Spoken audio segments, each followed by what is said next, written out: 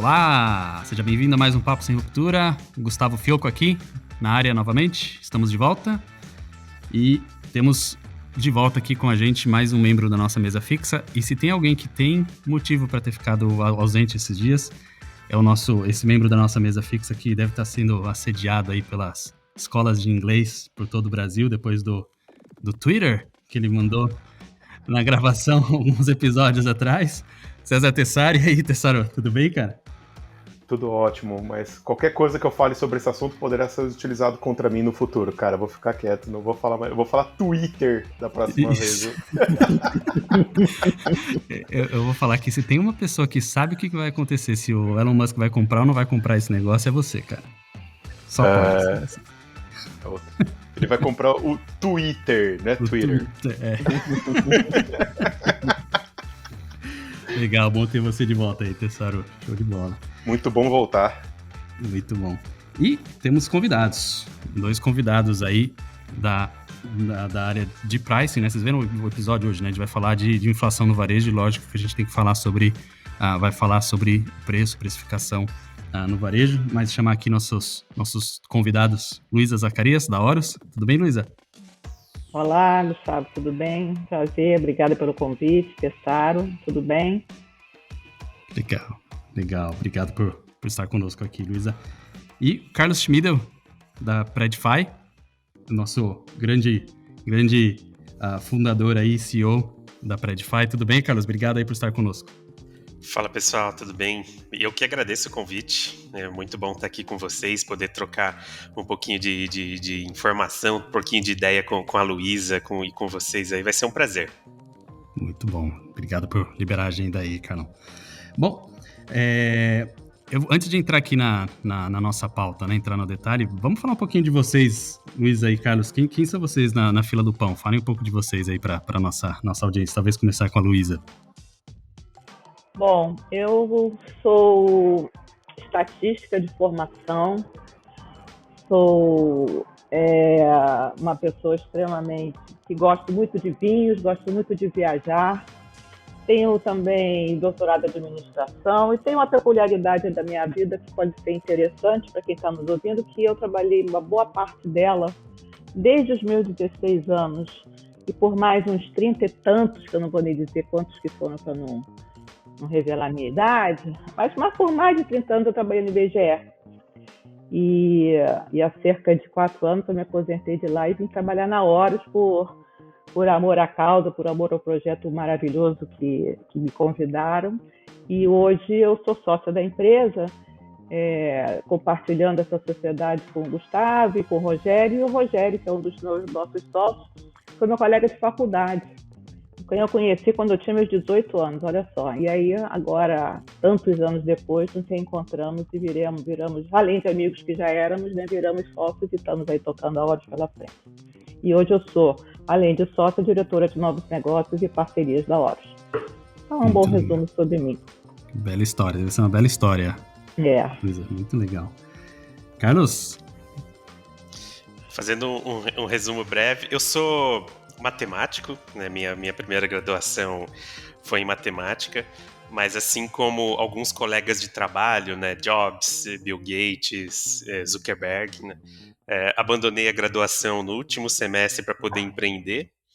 Depois eu percebi que não dava pé, voltei e cursei administração, né?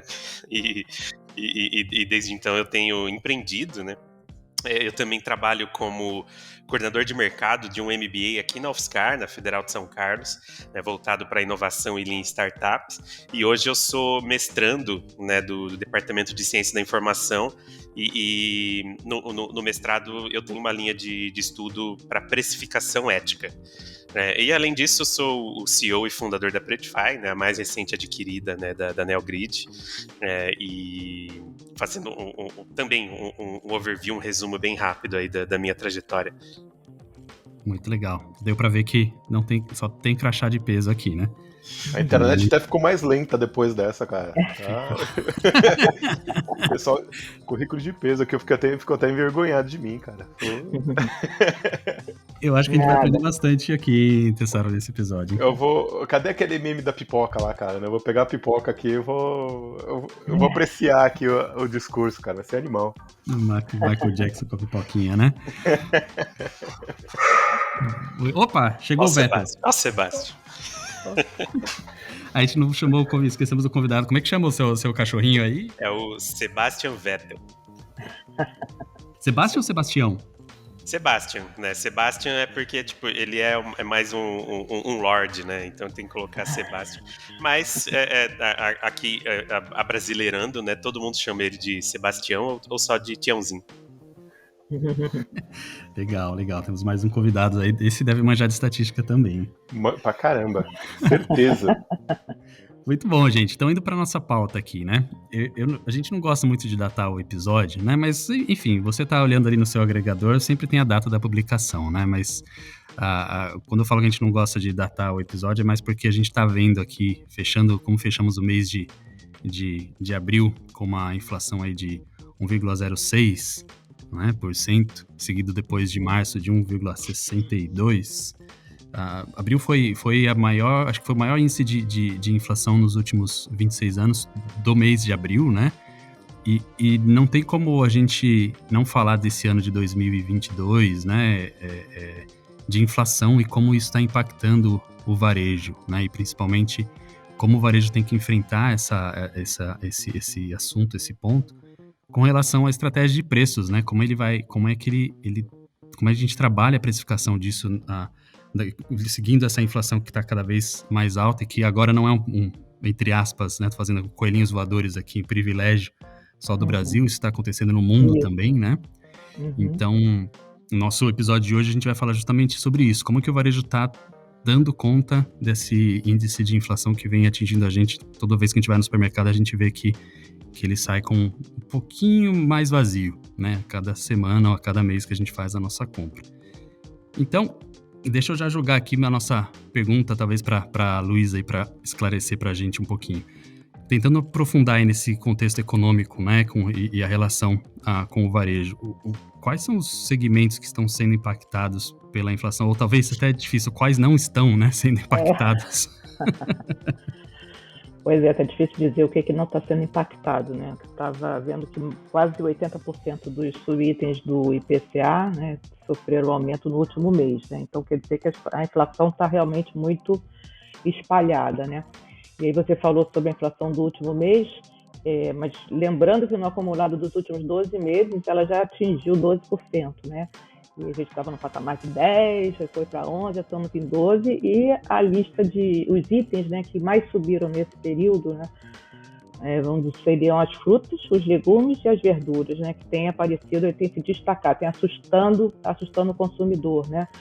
Enquanto ano passado a gente foi bem impactado por aumento de carne, né, carne bovina, frango, e outros produtos, né, de acordo com as suas safras, né, esse ano frutas, legumes e verduras deram um salto, né, que está assustando todo mundo, né?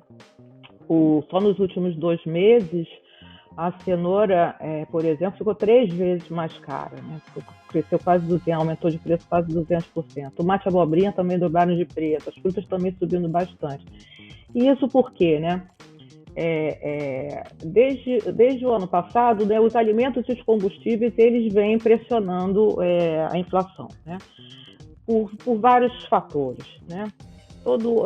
Os fatores climáticos têm impactado bastante, que vão impactar desde a questão das safras, né? E é interessante, né, porque os fatores climáticos vão desde geadas, né, estiagem, que aconteceu no meio do ano passado e que acaba impactando até hoje no preço dos alimentos, até, pelo contrário, o excesso das chuvas, né, como aconteceu no início desse ano. Aquelas chuvas de verão que aconteceram lá em Belo Horizonte, em Minas, Salvador, né? Derrubou, inundou, arrastou lavouras de cenoura, batata também, enfim, fazendo com que a feira do brasileiro, né, foi ficando mais cara, cada vez mais cara, né? E são produtos que, né, sempre a princípio são aqueles produtos mais baratos, né, fruta, legume, né, mas que hoje em dia está difícil de colocar até na mesa. Além disso, combustível, né? A gente está vendo a alta do petróleo, né? E também não é uma prerrogativa do Brasil, né? O petróleo no mundo inteiro o preço, né? Está elevadíssimo, né? E, obviamente, o petróleo impacta nos combustíveis, que acaba impactando na gasolina, no diesel e no frete, né? Porque no final das contas é o aumento do diesel, né? E do combustível de uma forma geral, né? Tem forte peso na composição desses preços dos produtos que estão sendo vendidos nos supermercados, né?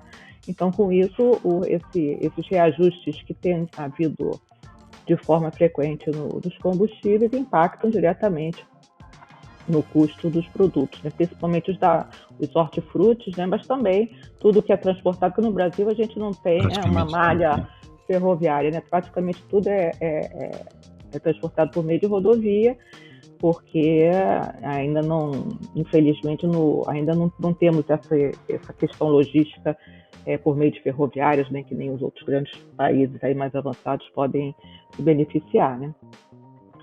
E com isso, dentre esses principais itens que vem impactando na inflação, os alimentos, a alimentação no domicílio, né, foi um dos que mais puxou para cima essa alta, né? A gente teve só nesse mês um aumento de mais de 10% no leite longa-vida. Também leite está com aumento nos custos de produção absurdo, justamente por causa principalmente de commodities como milho, trigo e soja, que estão com os preços nas alturas, né, no cenário internacional, no mercado internacional, e são muito usados para ração, né, para a produção do leite.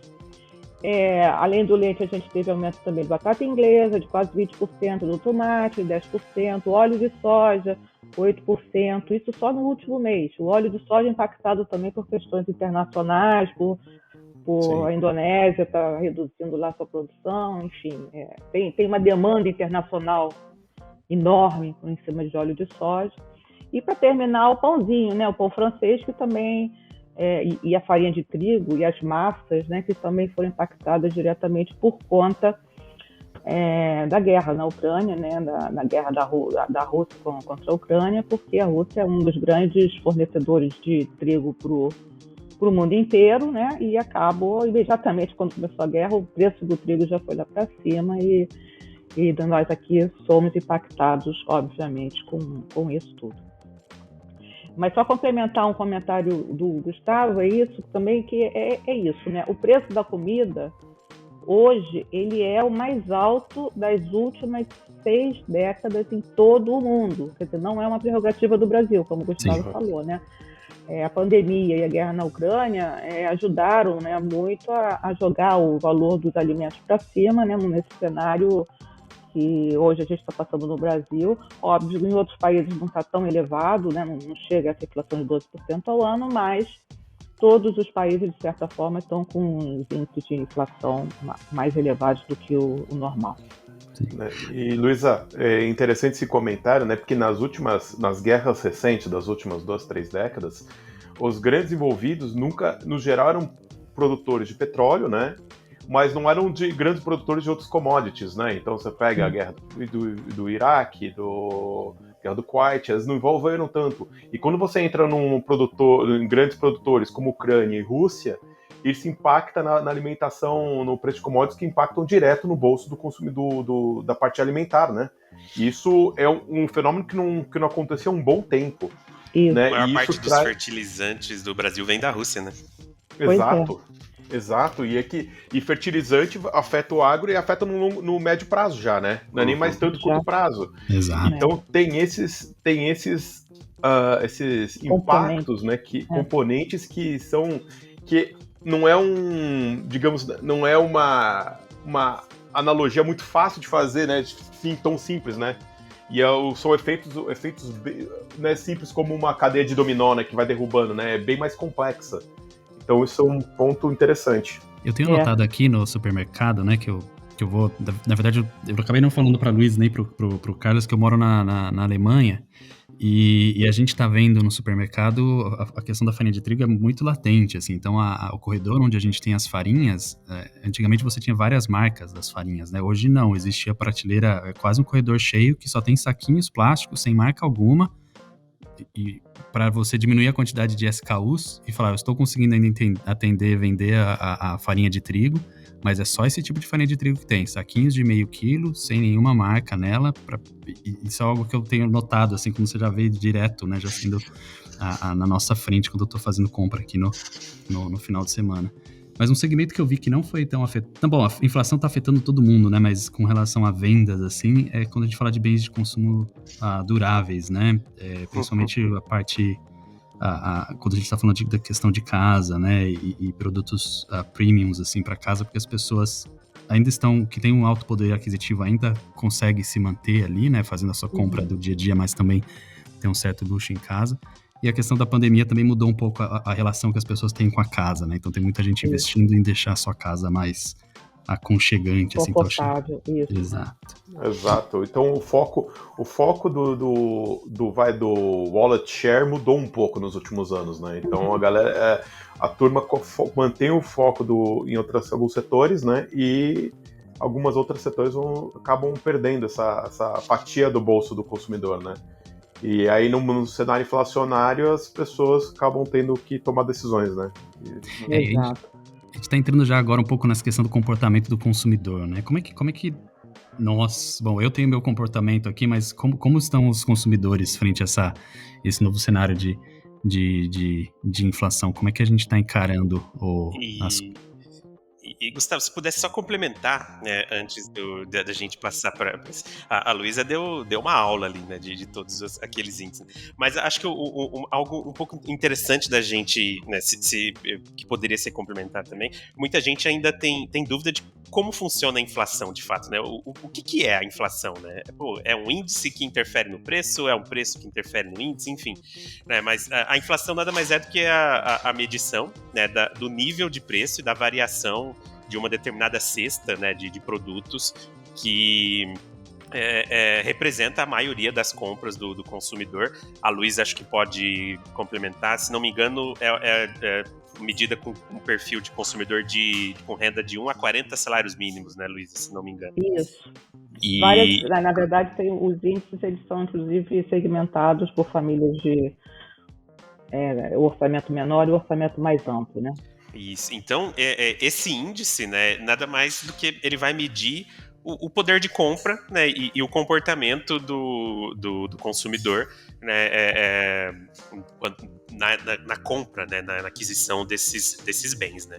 Então, uma inflação de 5% ao mês, por exemplo, significa que você perde, né, cerca de 5% do seu poder de compra, né. Se o que você comprava com R$100 no mês passado, se a inflação for de 5% ao mês, né, os mesmos R$100 equivalem a R$95, né.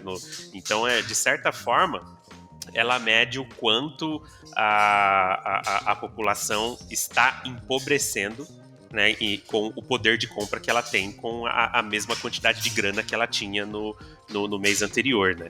E tudo isso que está acontecendo, né, como a Luísa comentou, né, principalmente no alimentar, a gente começa a perceber também algumas coisas relacionadas a outros segmentos, né? Serviço está aumentando muito, né? Principalmente porque as pessoas acabam percebendo, né? Pô, se eu tô gastando mais para comprar a mesma quantidade de comida que eu comprava antes, né? Então, e a grande maioria dessas pessoas prestam serviços, né? Você vai num barbeiro, você vai num salão de beleza, você vai outros tipos de serviços, essas pessoas precisam repassar, né, esse custo, né? E então, quando a inflação começa a ficar um pouco mais alta e ela, né, começa a realmente pesar no bolso e diminuir o poder de compra da população, ela acaba afetando outros segmentos também, não necessariamente apenas o segmento, né, de varejo. E a gente já começa a perceber isso aqui no Brasil. Apesar de que, se a gente for olhar, né, é o maior índice do Plano Real, se não me engano, né, que é desde 96 ali, acho que o Plano Real é de 95, né, o maior índice para abril, né, desde 96, mas antes do Plano Real eram de 2 a 3 dígitos. Chegava, acho que teve uma época que chegou a mais de 1000%. 80% no mês. Isso 80% no mês, né? Eu cheguei a ver isso. Então, isso muda muito, né? Interfere completamente no poder de compra, porque o consumidor tem que descobrir outras formas não tem como. O que você vai fazer vai deixar de comprar arroz? Não dá, né? Vai deixar de comprar combustível? Talvez você diminua e tal. Então, isso acaba interferindo diretamente no poder de compra. Né? E não só comportamento, né? E não só o comportamento do consumidor, mas também no comportamento também de como as empresas lidam com o estoque. Que aí o estoque se torna um elemento especulativo também, né? Porque se ele sabe que ele consegue comprar uma quantidade X de produtos e depois ele vai depreciar, então ele acaba vendendo uma proteção contra a inflação, os produtos. Né? Então você pega como as teorias de supply chain no Brasil ficaram muito estagnadas nos anos 80, principalmente por isso, porque estocar um asset, né? Era estratégico você estocar. E depois, quando veio o Plano Real e a inflação foi colocada sob controle, as empresas tiveram que repensar essa estratégia. Né, porque estocar já não era mais tão interessante assim, né?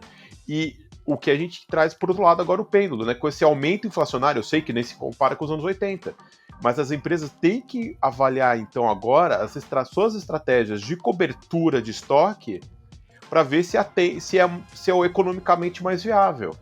Né? Então, elas têm que repensar essa estratégia, não estou falando que elas têm que estocar mais, mas elas têm que rever. Né? Isso é outra coisa que impacta também na estratégia.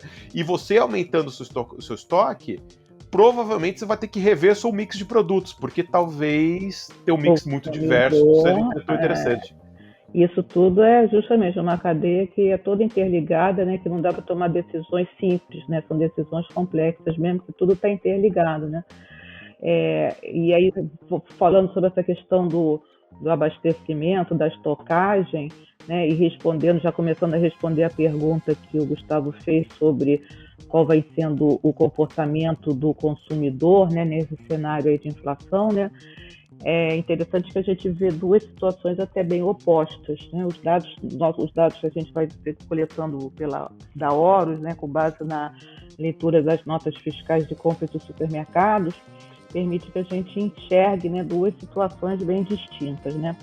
Primeiro, que nessa hora do aperto, né, as famílias que têm menos disponibilidade, né, vai optar por colocar no carrinho aqueles alimentos, os itens básicos para sua sobrevivência, e vão deixar de lado aqueles produtos, né, que não são tão indispensáveis, né, mantendo aqueles que são mais importantes para a alimentação. E aí, nesse ponto, até fazendo um gancho com o que o Carlos falou sobre a questão do que é inflação, e a redução do poder de compra, e o mais perverso é que justamente a inflação é feita com base no estudo das famílias até 40 salários mínimos, como é que essas famílias distribuem seu orçamento, né? Seu orçamento doméstico, o que elas gastam. E aí, o mais perverso é ver que as famílias que ganham menos salários mínimos, né, as famílias que têm menos renda, né, elas consomem a maior parte do seu orçamento em alimentação. Então, e sobra muito pouco para pagar o aluguel, pagar suas contas, né? Então, na medida em que o peso maior, né, das despesas de uma família de pouca renda é em alimentação, que é diferente de uma família, né, com uma alta renda, né? A alimentação não vai pesar tanto quanto outros serviços, como, por exemplo, escola, viagens, né, plano de saúde, né? Então, esse é o lado bem perverso da inflação, que acaba impactando diretamente, né, o poder de compra das famílias mais pobres, que é o mais impactado, porque os alimentos são o pedaço mais importante do seu orçamento. Mas voltando, né? Então, os comportamentos polarizados, né? De um lado, as famílias com pouca disponibilidade, vai reduzindo o carrinho, vai reduzindo o número de itens. Trocando marcas, né? vai reduzindo a presença do carrinho de vários produtos e essa questão que a gente também está constatando. Por exemplo, no passado a gente constatou nitidamente a substituição de carne bovina, quando começou a subir, por outras proteínas mais baratas, como frango, porco e até ovos, né? Ovos começou a vender tanto que teve até ruptura, né? Neogrid até relatou, né, a ruptura durante diversos meses do ano passado, né? Então, um desses comportamentos é justamente migrar para marcas mais baratas, segundas marcas, ou até as marcas próprias dos supermercados que costumam apresentar preços mais baixos do que as tradicionais, né? E aí, por outro lado, o outro movimento é justamente a procura do consumidor por estocagem, por embalagens maiores, né? Por aquela compra de abastecimento, né? Reproduzindo um pouco o que acontecia lá na década de 80, né? Quando as famílias recebiam salário, no mesmo dia ia ao supermercado para fazer as suas compras, porque sabia que no final do mês já não ia comprar a mesma quantidade, né? E estocavam, então, né? Comprava 10 latas de óleo, né? É isso. Então, por isso que hoje em dia a busca por atacarejo, o atacarejo tem sido um modelo de loja de muito sucesso, porque está se voltando, né, aquelas compras do mês, né, onde o consumidor compra maior quantidade para estocar, mais quantidade, desembolsa mais, mas o preço unitário, né, por unidade acaba sendo mais em conta e é uma alternativa para conseguir economizar e fazer o seu dinheiro render um pouco mais até o final do mês. Agora, Luiz e Carlos, me tira uma dúvida aqui. A gente até teve um episódio anterior que a gente fez com a Smarket, a gente estava falando sobre promoções, né, e o quanto promoções são importantes para o varejo. E aí isso me remete à questão de precificação, né? Como que o varejo ou a indústria mesmo está definindo suas estratégias de preço quando a gente está vendo essa inflação, você falou acumulada dos 12 meses, no caso dos 2 dígitos? Como é que está sendo adotada essa estratégia para a gente acompanhar tanto esse aumento da inflação, como também o acompanhamento do que os concorrentes estão fazendo, né? Porque isso é super importante para você se posicionar como na sua marca, se você é uma marca mais premium com produtos mais premiums com valores mais altos. Como que está sendo essa estratégia de precificação, tanto no varejo e na indústria?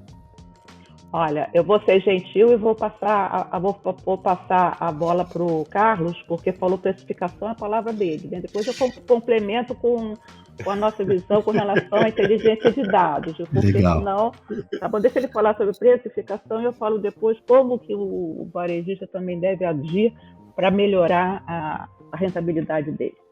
E eu já ia até sugerir uma análise que a Luísa até mesmo fez, ela comentou recentemente, né, que envolvendo todos esses dados, né, que ela comentou, e algo que eu sempre falo, né, para muitos dos nossos clientes, né, precificação não é um problema matemático, né, precificação é um problema de comportamento.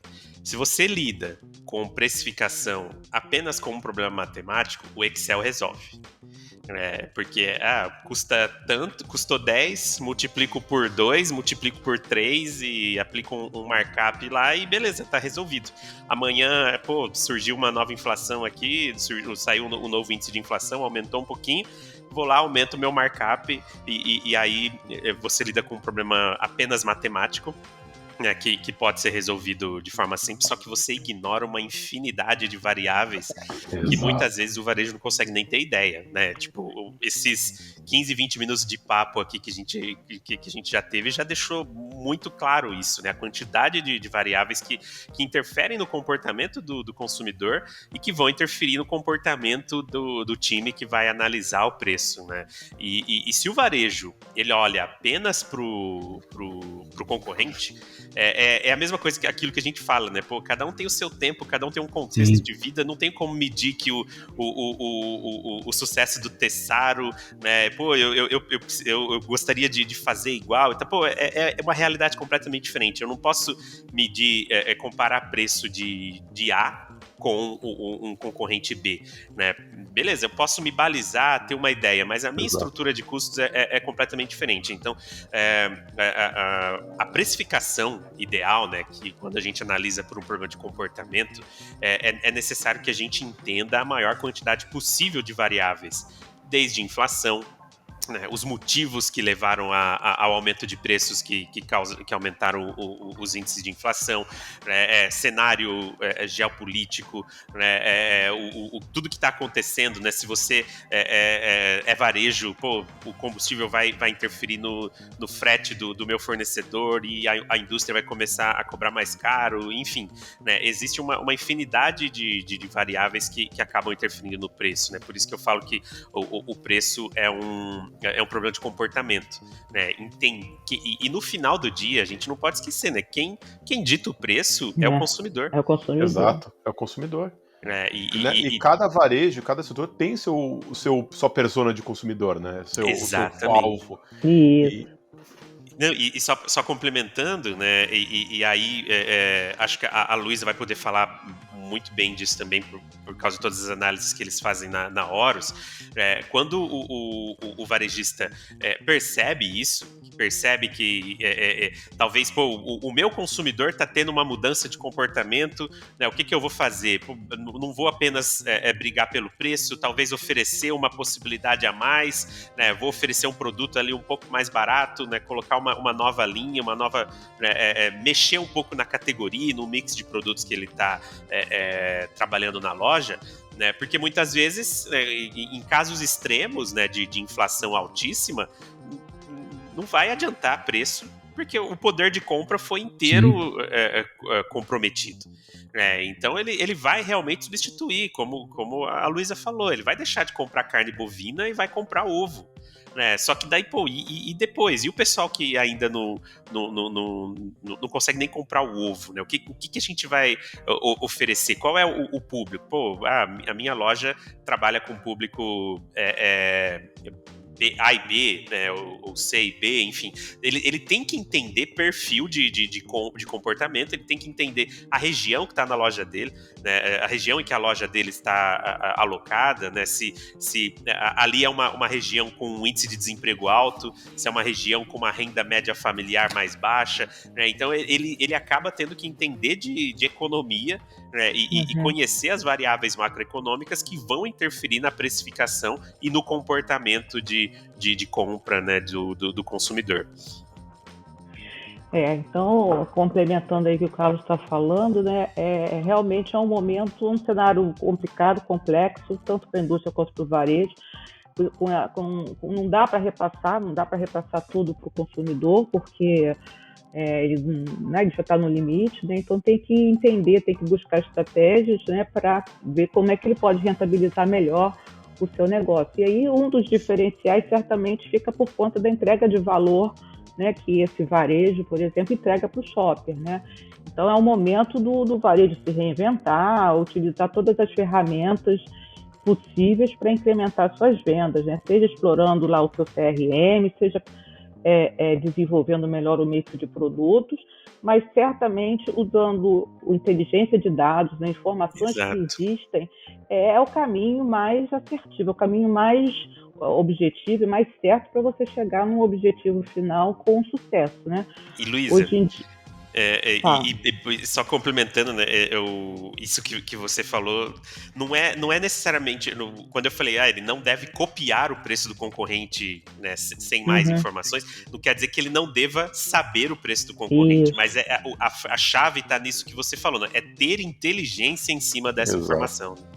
Exatamente, é olhar tanto para os seus próprios dados, né, que estão ali à mão, mas também os do mercado, né? E aí é isso, a informação, o dado só, por si só, não é suficiente, né? Você tem que gerar inteligência, tem que transformar aqueles dados em insights acionáveis, né? Que resultem em ações para executar melhor aqueles produtos do PDV, né? E tem que olhar para o mercado também, para ver onde é que estão as oportunidades. As informações que vão mostrar também esse melhor caminho para o sortimento ideal, qual é a precificação adequada, e aí o perfil do shopper tem tudo a ver, tem que entender quem é o seu shopper. Não adianta apostar em produtos da moda, porque se o teu shopper não está ligado, por exemplo, está na moda agora produtos saudáveis, saudabilidade, mas se ele não se encaixa nesse tipo de consumidor da sua loja, não adianta você apostar nisso. Então tem que estar sempre por dentro de que o mercado local, né, ou da região, do perfil dos seus shoppers estão comprando. Tem que acompanhar os dados da categoria, como é que estão performando as suas categorias na curva A, B e C, porque isso vai ajudar a identificar novas oportunidades. Tem que ser criterioso na definição da onde você vai fazer as suas promoções. Justamente, às vezes, a promoção fica muito voltada em preço, por conta a indústria trouxe um preço de um produto barato, e aí ele faz, às vezes, promoções em cima de produtos que seriam desnecessários ele rebaixar, porque o consumidor vai levar de qualquer jeito. Então, tudo isso são ações, são estratégias que têm que ser muito bem pensadas, e é o que eu sempre digo, hoje em dia não tem mais espaço para o faro, para a intuição, para tocar os negócios com base nos sentimentos, né, nos instintos. Você tem que usar os dados para tomar as decisões. Não existe espaço, né, para isso agora. E agora a gente está no momento perfeito, que hoje nós temos tecnologia e fluxo de dados para fazer essa captura e fazer essa interpretação, né? A gente está num momento legal para isso, né? E só dando um passo atrás, né, você comentou, épocas de crise são ótimos momentos para se reinventar, né? Como a Luísa falou, né? Então, a pandemia foi um momento ótimo para reinvenção, que acelerou o processo do Omnichannel, e essas questões inflacionárias também trazem oportunidades para isso, né? Toda crise gera oportunidade. Toda crise gera oportunidade, né? E com as informações que existem hoje na mão para fazer isso, possibilita, né? E o que a gente pode, assim, de hoje, então, dadas as soluções que nós temos na mão, que a gente tem hoje para ajudar nesse processo, para viabilizar isso daí? Como você falou, o que a gente tem para transformar esse monte de informação, de dados, em insights acionáveis, assim? Então, a Horus, por exemplo, é uma empresa que trabalha, gera inteligência a partir do insumo básico da Horus para gerar inteligência, é a nota fiscal do consumidor. Então, o que aquela nota fiscal permite, né? Permite a gente analisar, saber o que o consumidor está comprando, quanto que ele está gastando, qual é o ticket médio, quanto é que ele está disposto a pagar em determinadas categorias, e também comportamentos do tipo, quando ele leva um determinado produto, o que mais que ele leva junto na cesta de compras dele, que são informações super relevantes para ajudar, inclusive, ao próprio varejo e à indústria a posicionar melhor seus produtos, a fazer promoções combinadas que vão gerar uma rentabilidade, que vão permitir aumentar seu ticket médio, né? Então, a Horus, atualmente, ela processa cerca de 35 milhões de notas fiscais coletadas por mês em todo o Brasil, né? Então, essa coleta de informações é muito rica e traz informações que permitam um real entendimento do cenário, tanto no pequeno varejo, como no super, hipermercados e no atacarejo. E a partir dessa leitura, esse processamento dessas informações, a gente traduz isso em dashboards que são atualizados semanalmente e que permitem, esse olhar, né, para a nota fiscal permite fazer essa visão ampla entre categorias da cesta, acompanhar quanto que ele gasta, quantos itens ele leva, o quanto que ele paga nos diferentes produtos, e entender principalmente quais são as categorias, quais são as marcas mais presentes no carrinho de compra e as que mais convivem em seu carrinho. Quer dizer, todos esses dados e cruzamentos todos esses dados, desde preço até presença do carrinho, são muito importantes para a tomada de decisões de como executar, como precificar, como criar oportunidades dentro do ponto de vendas para poder aumentar, né, o seu ticket médio, por exemplo. Então, um exemplo de oportunidade, né? Um cliente, por exemplo, que leva detergente, né, detergente líquido, Normalmente ele vai levar uma esponja, pode comprar também na mesma compra uma esponja, né? Então você colocar esses produtos próximos uma da outra, ou até fazer uma embalagens que permitam o consumidor levar já os dois juntos numa oferta combinada, né? Isso é uma oportunidade de aumentar o ticket médio, mas isso são decisões que você não pode ter com base na sua intuição, né? Você pode ler o seu ticket, analisar, entender realmente o que faz sentido, quais são produtos que têm alta sinergia, para então tomar essas ações, para que isso justamente se torne nesses insights acionáveis, né? E mudar, né? E transformar a sua execução na loja, por exemplo. E, Luísa, dessa forma, assim, não é só aumentar ticket com maximização de margem, né? Que eu acho que é outro... que às vezes o pessoal fala muito do ticket, mas acaba se esquecendo que no final das contas tem um custo para bater disso, né? E você trabalhando com um mix mais adequado em loja, com todos esses insights, acaba vendendo melhor com margem mais adequada, né, para sua operação, né? E esse tipo de informação é vital para isso, né? Para seguir nessa direção. Exato, você trabalhar rentabilizando, né? Rentabilizando melhor as suas margens, né? Fazendo baseado nesses pilares de preço, de sortimento e tudo isso passando por um entendimento do seu shopper, né? Aquela famosa frase, colocar o shopper no centro das decisões, quer dizer, tomar as decisões voltado para atender às necessidades, os desejos do seu consumidor, do seu shopper, né? E não ficar voltado apenas em questões de preço, né? Que às vezes a indústria chega para o varejo com compra um caminhão, oferece lá um preço barato de um determinado produto, e se o varejo comprar uma quantidade gigantesca, aí o varejo acaba comprando, aquilo como você estava falando, acaba ficando com o estoque lá parado, acabou prejudicando seu capital de giro, não era um produto que o shopper estava inclinado a comprar.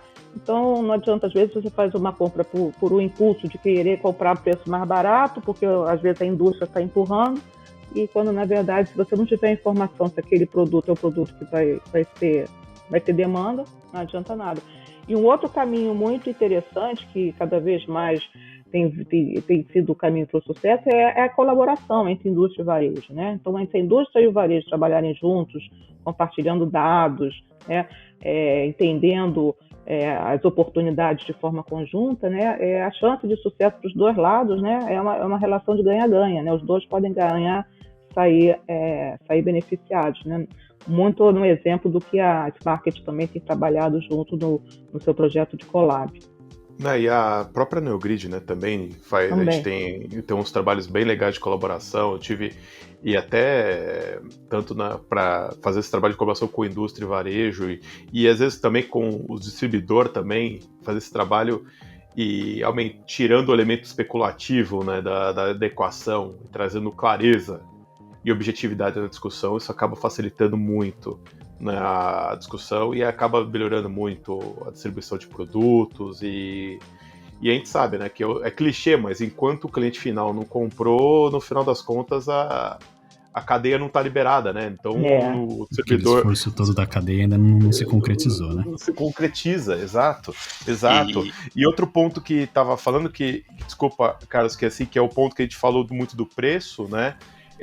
Que é a estratégia de como precificar isso tudo, né, também, né, que é isso que entra nessa seara, né, Carlos, que eu acho que aí eu tiro meu chapéu para você, né, que é esse ponto que o que vocês estão fazendo de precificação também é genial, né, cara? Perfeito, e eu ia justamente comentar nesse ponto, né? É aí que entra a Predify, né? Essa é a nossa proposta, né? E aí, tipo, com toda essa explicação da Luísa, já ficou bem claro aquilo que eu quis dizer. Não é um problema matemático, é um problema comportamental, né? E a nossa proposta é justamente em ajudar o varejista a conhecer todas essas informações. Então a gente usa a inteligência da Horus, né? A gente tem a parceria com a Horus para buscar esses dados de inteligência e colocar dentro do algoritmo de inteligência artificial para entender, né, melhor, né, esse comportamento de preços. A gente monitora commodities, a gente também monitora concorrentes, né, seja online também. A gente analisa variáveis macroeconômicas e extrai, a partir dos dados, padrões de comportamento e insights que vão interferir no preço. Um dos algoritmos mais importantes que a gente usa são os algoritmos de elasticidade. Justamente para ajudar a entender, como o exemplo que a Luísa deu, né, do detergente e a esponja, se o detergente vai puxar a venda, né, da esponja junto, né, se o consumidor está comprando junto, o que eu posso fazer ali para entender o melhor preço, né? E o interessante legal de perceber também, quando a gente começa a trabalhar com elasticidade, a gente percebe que todo produto tem o que a gente chama aqui internamente de zona neutra do preço, né? Que é uma faixa ali que às vezes você pode aumentar ou diminuir alguns centavos de forma que não interfira na demanda, né, do produto. Então é ali que muitas vezes o varejista, eu sei que a esponja ali tem uma zona neutra um pouco maior, eu posso, quem sabe, diminuir ali alguns centavos nela para deixar mais atrativo. E aí eu vendi 2 produtos mesmo abaixando o preço de um sem diminuir a demanda, né?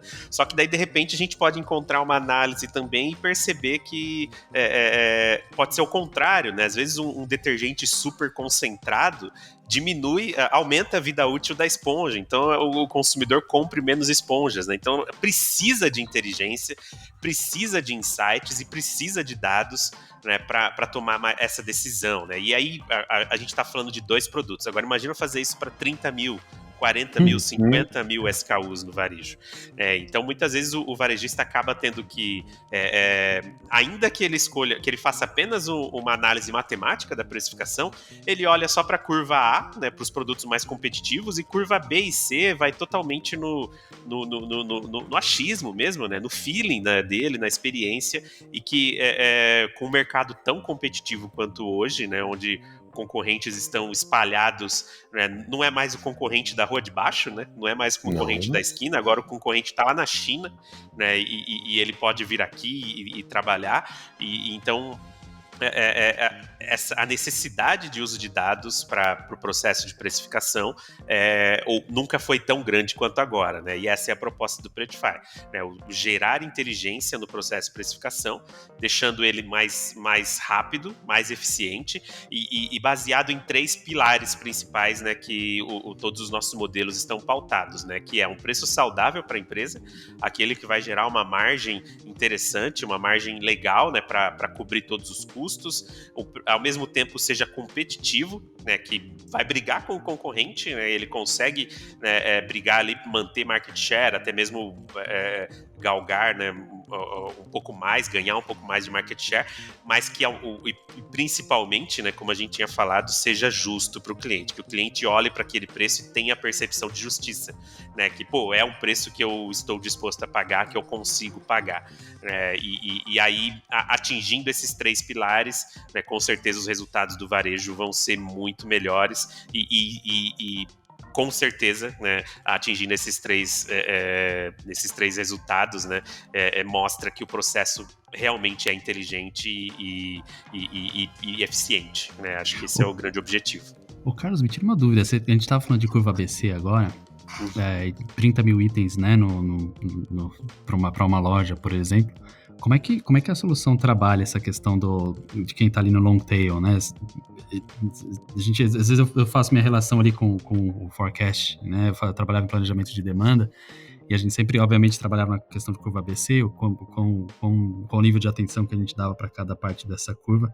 Como é que a Predify trabalha essa questão dos itens que estão ali na curva mais no C e no D? A inteligência artificial faz alguma sugestão de preço? Como é que trabalha isso? Só para a gente tentar exemplificar essa questão. Curva B e C, inclusive, né, e a D também, e tem as subvariações, né, dentro de cada curva, onde é possível gerar mais resultados, né, porque geralmente, né, a zona neutra, né, da curva B e C, né, da cauda longa, né, a long tail, que são aqueles, só deixando bem claro para quem está ouvindo, né, a curva ABC segue um princípio matemático, né, que a gente chama de princípio de Pareto, né, que basicamente diz que, matemático econômico, né, que diz que 80% da receita de um negócio vem de 20% dos principais produtos. Então, normalmente, esses 20, 15, 30%, né, dos principais produtos que trazem a maior parte do faturamento são os produtos curva A. E normalmente esses produtos, né, num varejo de 30 mil SKUs, vai variar ali, talvez, entre 300, 500, chegando, né, no 1.000, talvez. Né, muito difícil passar, né, desse número, e todo o restante, né, pode ser que seja, alguns varejos seja até um pouco mais, mas todo o restante ele vai ser, chamado de cauda longa, né, que são os produtos curva B e C, e que normalmente não tem como se debruçar em cima desses produtos para precificar. Então são produtos que normalmente precifica por categoria. Aplica 30% de margem em toda essa categoria aí, e esquece que esses produtos também têm comportamento. Não é porque eles têm uma quantidade de venda menor e eles contribuem menos para o faturamento que não tem um comportamento. Se a gente olhar lá nos dashboards da Horus e escolher lá os produtos que têm menos vendas, é possível identificar comportamento, né? Então, quando a gente, o Predify, a inteligência artificial, olha para esses produtos curva B e C, normalmente esses produtos têm uma zona neutra de preço maior. Então, você pode cobrar um pouco mais sem perder demanda. Apesar de que o giro dele é menor, mas ainda assim você consegue gerar mais margem, né? Outras vezes esses produtos eles têm uma margem bem pequena, mas eles são produtos que chamam a venda de um outro. E aí você pode equilibrar as margens dos dois produtos ali para, é melhor vender dois do que vender só um, que não vai me dar tanta margem, né? Enfim, aí o nosso algoritmo ele olha com mais atenção, né, automatizando esse processo de precificação para cauda longa, né, curva B, C e D, para que o analista de pricing, né, possa realmente olhar para aqueles produtos que são mais competitivos, onde ele não pode realmente perder, né? Ali qualquer percentual de margem que ele perde fica um pouco mais complicado. Mas basicamente é isso, né? A gente analisa, né, por meio de comportamentos, né, quais são as oportunidades, né, de fazer ajustes de margem nos produtos da cauda longa a partir da análise da curva ABC. Né, mas o ponto principal disso daí tudo que assim, que é informação que tem que ser utilizada e com esforço computacional, né? Porque você fazer na unha tudo isso, né? Fazer 1, 2, até que é difícil, mas até que é viável. Mas imagina você fazer para um mix complexo de produtos e vendo essas questões de sinergia de margens, né? É um negócio muito complexo, e que muitas empresas acabam não tendo nem ideia como fazer, né? E a gente tem aqui uma solução que é totalmente matemática embasada, não é algo que saiu da cartola, né? Uhum. Não é truque de mágica que faz. Isso são ideias muito boas, né? A matemática tá lá, né? Ela faz parte, né? Só que ela sozinha ela não resolve, né? O exemplo da Luísa, que pode até falar melhor da Horus, né? Se a gente olhar para um produto lá vou precificar um produto aqui da curva C. Se você vai olhar isso manualmente, você começa a olhar ali o histórico de vendas, um mês para trás, você já fala, putz, tô cansado e tal. E um mês não é nada, né? Então você tem que olhar para 5 anos para entender o comportamento do real do produto, né? 3 anos, 1 ano ali você já consegue extrair alguma coisa, mas não dá para fazer manualmente. E aí, para ajudar na precificação, já que o Carlos falou da ferramenta dele de precificação, que é fantástica, que eu já vi, que é a primeira vez, e eu sou estatística, né? A primeira vez que eu vi o Carlos apresentar, eu fiquei de queixo caído, falei, nossa, imagina juntar isso daqui com a inteligência com a base da Horus de preço, né? Porque nós temos um produto que é o Horus Price, né? Que não tem por objetivo final fazer a precificação, né? Mas sim informar o preço dos produtos nos supermercados, né? E como como o nosso trabalho de coleta de notas fiscais, ela não depende não é por meio de colaboração com o varejo, né? Nós temos autonomia para divulgar os preços nas redes que estão sendo praticadas, né? Então, o nosso Horus Price, ele é uma ferramenta que permite apoiar nessa tomada de decisão. A gente pode acompanhar, tanto o varejista como a indústria, pode acompanhar as movimentações dos preços de produtos dentro de mais de 300 categorias dos supermercados, né? Entender o seu preço, comparar versus os seus concorrentes, sabendo quem são os concorrentes, o preço dos concorrentes, e aí entender justamente essas oportunidades de realizar promoções ou então rever as suas estratégias junto à indústria, né? Porque se o concorrente dele ali do lado está oferecendo um preço bem menor do que ele, né, para o consumidor, então é sinal de que o concorrente teve uma estratégia de negociação com a indústria mais bem sucedida. Então ele pode até usar isso para melhorar também na sua próxima compra, para ter um valor mais barato, né, comprar por um preço melhor aquele produto, até para poder fazer uma oferta também para o seu consumidor, né? E o que é interessante que na Horus, que também um diferencial, que a gente não monitora preços apenas daqueles produtos industrializados, daqueles que têm código de barra.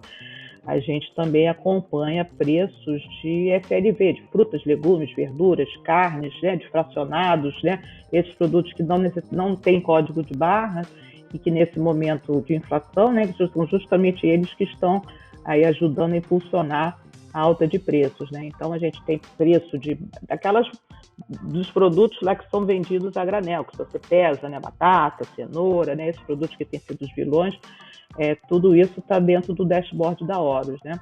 E além dos preços, eles também têm as informações do que o shopper está comprando, né? O que ele está comprando, em que quantidades, quanto que ele está gastando, né? E naquela linha, o que mais que ele leva. Então, quando ele compra batata, ele compra cenoura também. Quando ele compra o detergente, ele compra esponja. E quando ele compra o refrigerante, ele compra snack. Você sabe que a gente teve um cliente que aumentou, da indústria, que aumentou muito o seu volume de vendas, porque por meio justamente da análise das notas fiscais, né? Ele é nosso cliente, percebeu que tinha uma sinergia muito grande entre uma latinha de refrigerante. Quer dizer, os consumidores que iam ao supermercado para comprar uma latinha de refrigerante, normalmente, tem uma frequência muito alta de levar também um snack, um pacotinho de um snack, um salgadinho. E aí, o que ele fez? Ele começou a botar um ponto extra de refrigerante do lado das prateleiras, das gôndolas de snacks e salgadinhos. E aí o trade marketing aí super... genial, uma aplicação genial, né? Uma aplicação de instrumento. Como é que ele descobriu isso? Olhando para os dados das notas e percebeu que tinha uma sinergia grande. E uma coisa que eu acho muito importante nesse trabalho é que os dados são os dados abertos, né? Então, assim, não está infringindo confidencialidade de nenhum cliente, nada. Isso é genial, porque aí vocês conseguem fazer uma análise do mercado, né? Do bem mais e macro, e conseguir mergulhar, né? Isso eu acho que muito legal, que vocês conseguem fazer uma análise bem abrangente, né, que não fica dependendo de dados internos só, né? Isso é muito legal. E dá para comparar o desempenho de uma indústria com as demais e, assim, do varejo também com outros varejos, né? Porque a gente faz aquele levantamento consolidando, né? Não é no indivíduo, né? E o legal que não fere nenhuma confidencialidade de dados nenhuma, né? Isso que eu acho que também é muito importante a gente levar isso em consideração, né? Sim, porque os dados, eles estão todos agregados, não são fornecidos em nível de indivíduo, né? É como a estatística funciona, né? Você trabalha agregando resultados para eles fazerem sentido nas análises de uma forma geral. Eu sou fã da Horus, né? E a Luísa falando algo aqui na fala dela, né? E assim, parece muito óbvio, né? Mas para o varejo nem sempre é, né? Que existem duas formas de ganhar margem, né? Aumentando o preço, né? Ou diminuindo custos, né? E se você entende o comportamento, né? Às vezes você percebe que não é necessário aumentar preço, e você passa a ter insumos, né, e dados para você ir negociar na outra ponta e diminuir custos e conseguir melhores condições com os fornecedores, né? Então não tem mais como olhar a precificação apenas como o miolo, né? Ó, o produto está no estoque, vou aplicar uma fórmula matemática e definir o preço, né? A precificação hoje envolve a inteligência de mercado, inteligência econômica e principalmente inteligência financeira para entender todos os seus custos, saber lidar com eles e gerar resultados e melhores contratos, melhores condições com o fornecedor a partir disso, né? E aí vou aproveitar esse gancho também para falar de um site que tem informações muito interessantes e úteis para o consumidor, que é o site sextaconsumo.eoros.com.br, e que essa é uma plataforma resultante de uma parceria que nós fizemos com a FGV, Fundação Getúlio Vargas, com o Instituto Brasileiro de Economia, o IBRE, né, que ele é uma instituição muito renomada justamente também no acompanhamento de indicadores econômicos, de preços. Então, nós fizemos uma plataforma que tem acesso gratuito também para quem quiser ir lá consultar, que mede o valor, que acompanha o valor da cesta básica e da cesta ampliada. A cesta básica é formada basicamente por 18 alimentos, e a cesta ampliada inclui, além dos alimentos, inclui bebidas, produtos de higiene, de limpeza, uma cesta de 50 produtos, que a gente acompanha mensalmente em 8 capitais do Brasil, as maiores capitais em termos de população. Então, esse é um produto resultante de uma parceria, e lá você consegue ver qual é o preço, qual é o valor, né, que uma família no Rio de Janeiro, que por sinal é a cesta mais cara, quanto que gasta por mês para fazer essa cesta básica, está na ordem dos R$800, e quanto que uma família em Curitiba, Belo Horizonte, enfim, em todas essas cidades, qual é o valor médio gasto em cada uma dessas capitais, e também tem a oportunidade de consultar o preço médio desses produtos que fazem parte dessas cestas, gratuitamente em cada cidade. Então, é uma oportunidade também de ter uma ideia de como é que está o comportamento dos preços de uma forma geral. Muito bom, gente. Acho que a gente podia passar a noite falando aqui, né? Um pouco mais. O dia, né? Depende do horário que está ouvindo também, na verdade. Mas vamos tentar passar, talvez, por umas considerações finais aqui. O que esperar de todo esse cenário que a gente está passando agora e que tipo de recomendações, Luísa, Carlos, Tessaro, para quem está ouvindo, qual a melhor maneira de passar por esse momento de inflação com relação à estratégia de preços aí tanto para o varejo quanto para a indústria? Quais são as considerações finais de vocês? Então, nesse cenário que a gente já está vendo extremamente desafiador para muitos setores, né, principalmente o setor de alimentos, setor de varejo, né, e é um momento desafiador tanto em termos da inflação, como também o cenário econômico ainda um pouco desfavorável, de desemprego alto, com baixa renda, muitas famílias ainda endividadas, né? Então, isso tudo vai gerar ainda uma necessidade de estratégias inteligentes, né, para poder ter o varejo, tanto o varejo como a indústria, né, como eu falei, tem que se reinventar, né, para buscar soluções que sejam sustentáveis, né. E interessante, eu tenho até um slide que eu fiz de uma apresentação que eu achei no outro dia uma imagem que é genial, né. No início do ano, assim, a gente começou a dar uma relaxada, uma aliviada, né, achando que a gente estava começando a se livrar daquele cenário da pandemia, né, trazendo perspectivas melhores em função da vacinação. Mas assim, sempre alerta, né, com as novas cepas, né, mas por outro lado, saiu o Covid por um lado e entrou a guerra na Ucrânia, trazendo um choque que não era esperado e que não está sendo nada trivial em cima da economia brasileira e mundial, né, porque na verdade está impactando tudo. Então, como consideração final e recomendações, eu torno a dizer que eu acho mais do que nunca é fundamental monitorar de perto o que está acontecendo no mercado, saber o que o consumidor está comprando ou deixando de comprar, né? Conhecer seus novos hábitos, para que a tomada de decisão seja baseada em dados reais, que está mudando a todo momento. Você vê quantas transformações aconteceram no comportamento das pessoas pós-pandemia, né, por conta da pandemia. Então, a gente tem que estar acompanhando isso diuturnamente, né? Não tem mais espaço para o velho faro para os negócios, que é o caminho mais rápido para o fracasso das operações. Então, hoje, para uma empresa ter sucesso, é fundamental ser orientada por dados.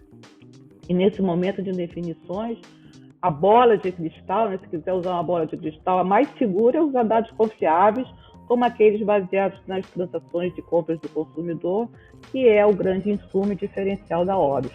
Então, esse é a recomendação que eu faço, é usar a informação para conseguir ter uma visão boa do mercado, do shopper, do seu nicho, entender onde você está perdendo espaço, entender as particularidades, características, enfim, para que essas informações ajudem a direcionar as ações e estratégias frente a essas mudanças do comportamento de consumo, essas mudanças, tendências de preço alto, né? Então, os dados, as informações, a inteligência que vai ser fundamental para determinar o melhor caminho para chegar ao sucesso.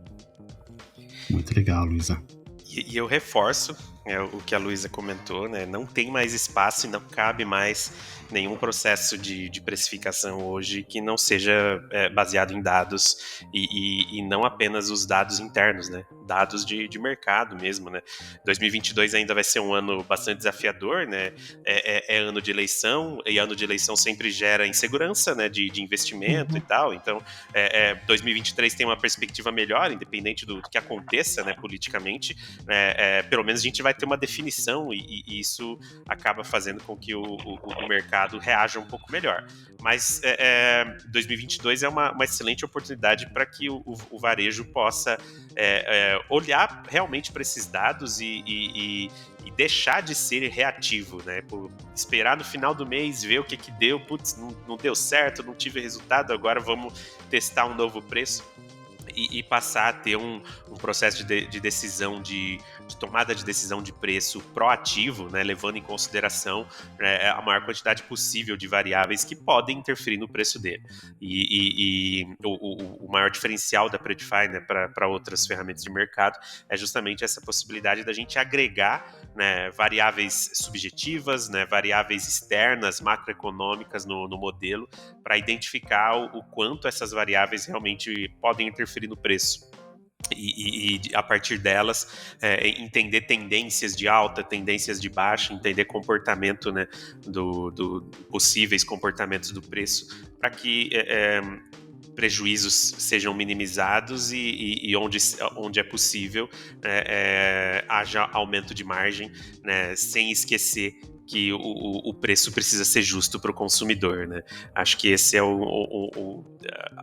estamos no momento ideal para gerar inteligência e trazer inteligência para dentro do varejo. Excelente. Excelente. Tessaro? Eu vou aqui, assim, assino embaixo com o que foi falado, né? Eu acho que seria redundante até ficar explanando ainda mais em cima desses tópicos. Acho que foram bem completos na explicação, né?